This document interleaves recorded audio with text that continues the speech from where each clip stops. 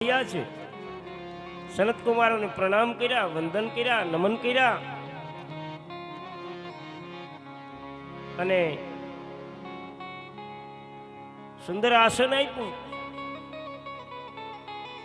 સનત કુમારો કહે છે વ્યાસને કે વ્યાસ, તમે આવી તપસ્યા હું કામ કરો છો? તમારે આવી તપસ્યા કરવાનું કારણ હું કામ આવી તપસ્યા કરો છો? તમે તો વેદોનું વિભાજન કરીને શાસ્ત્ર પુરાણને રચ્યા છે ને તમને હું કામ તપસ્યા કરો? અને ત્યાં વ્યાસે સનત કુમારોને કીધું છે કે મેં 18 પુરાણ રચ્યા ને ઈ છતાંય એમાંથી મુક્તિ નિરૂપણ હું છે ને એ મારા મગજમાં ન બેઠું. 18 પુરાણ રચી નાખ્યા પણ મુક્તિનું સાધન કયું ને એ મને ન સમજાણું, એટલે એ જાણવાને માટે હું તપસ્યા કરવા માટે બેઠો છું. અને ઘણી વખત એવું બને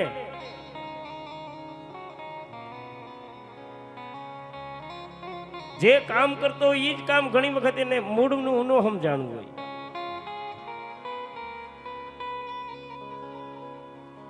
ઘણા ફેક્ટરીમાં કામ કરતા હોય એમાં તો જુદા જુદા કામ હોય. કંઈક પાવડર ને સારતો એને પૂછીએ કે તારી ફેક્ટરીમાં બને હું, તો એ ખબર નથી, હું પાવડર સારું આના જેવું.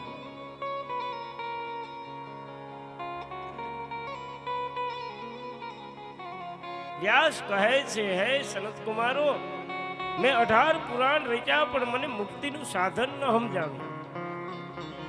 અને તમે પધાર્યા છો તો આજ મારી આ શંકા, જે ભ્રમણા અથવા તો મને ન સમજાણું ને એવી વાત મને સમજાવી દો.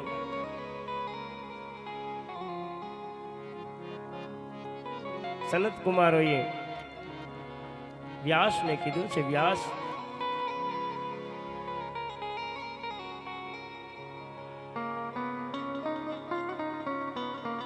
તમે વેદ માર્ગને જાણ્યું છે, તમે યોગ માર્ગને જાણ્યું છે, તમે દાન માર્ગને જાણ્યું છે, તમે સાધનાના માર્ગને જાણ્યું છે, પણ મુક્તિનો માર્ગ નથી જાણ્યો.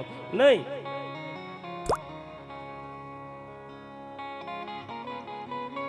સનત કુમારોએ કીધું કે તમને જેવો ભ્રમ થયો ને એવો ભ્રમ એકવાર અમને થયો હતો.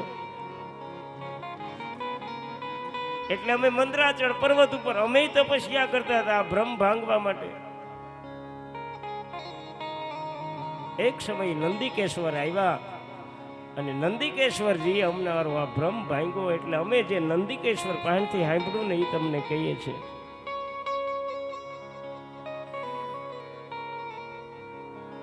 આ વાતને ફરી ફરી ન્યા સુધી ગયા.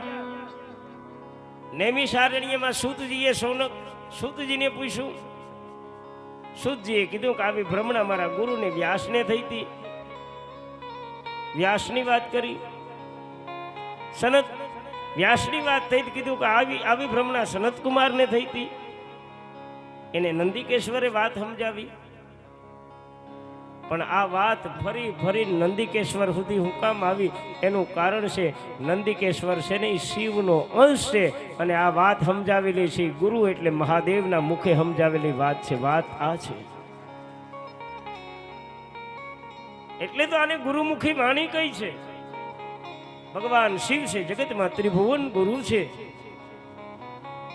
અને આ જે કાંઈ છે એ ભગવાન શિવના મુખની વાણી છે.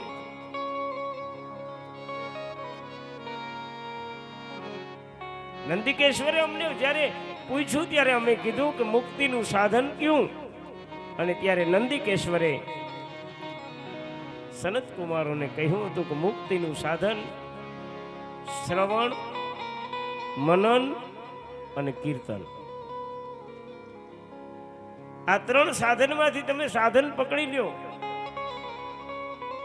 મુક્તિ મળી જાય.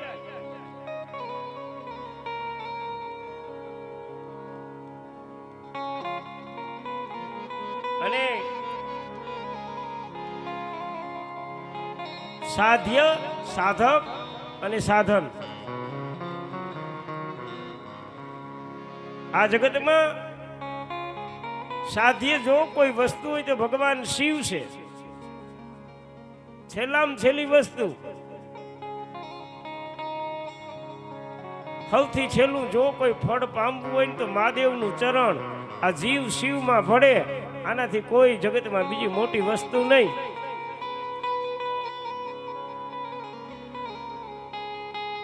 શિવ સાધ્ય છે.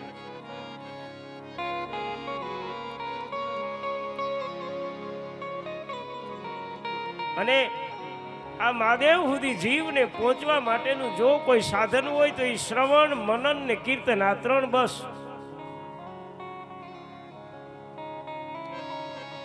શિવ સુધી પહોંચવાની,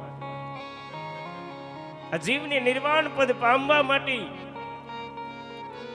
જીવની શિવ સુધીની ગતિ યાત્રા પૂરી કરવા માટે સાધન છે શ્રવણ, મનન ને કીર્તન. અને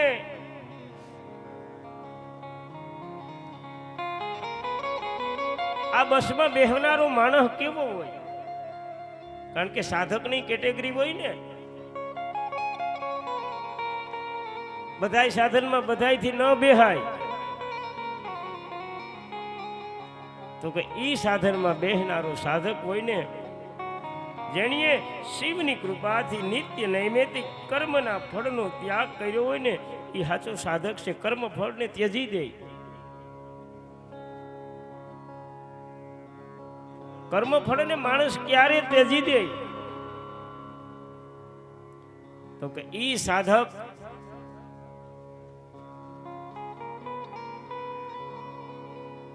કર્તાપણાનો ભાવ છોડી અને દ્રષ્ટાપણા જ્યારે એનામાં આવી જાય ત્યારે એ કર્મ ફળને છોડી શકે. હું જે કાંઈ કરું એ હું કાંઈ નથી કરતો, પરમાત્મા કરાવે છે. અને હું નથી, ઈશ્વરનો અંશ છું. હૃદયની અંદર આ ભાવ જ્યારે જાગી જાય સાધકને, તઈ કરતાપણું એનું છૂટી જાય. કારણ કે બાંધવાનું કામ કરમ કરે છે ને. હારા કે નરસા કરમ છે, એ જીવને બાંધવાનું કામ કરે. પણ માણસના કર્મ છૂટી જાય, ત્રણેય ગુણો છૂટી જાય, ત્રિગુણાતીત જેવી સ્થિતિ થઈ જાય, પછી કર્મ કરે ને તો કર્મથી લેપાય નહીં. કાદવમાં કમળ ઉગે પણ એ કમળ કાદવથી ન લેપાય. પછી ભલે તમે ગમે એ જગ્યાએ હોય, તમે કર્મ ફળથી લેપાવ નહીં.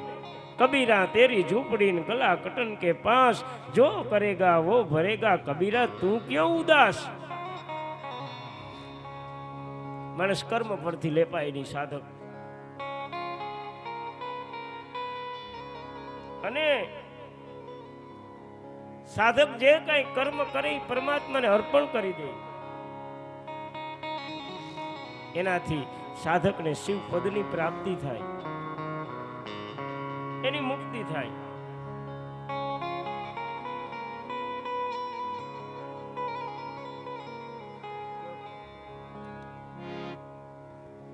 મને મુક્તિ મળે ના મળે, મારે ભક્તિ તમારી કરવી છે. મને મુક્તિ મળે કે ના મળે, મારે ભક્તિ તમારી કરવી છે. લેવા મળે કે ના મળે, મારે સેવા તમારી કરવી છે. લેવા મળે કે ના મળે, મારે સેવા તમારી કરવી છે. મને મુક્તિ મળે કે ના મળે, મારે ભક્તિ તમારી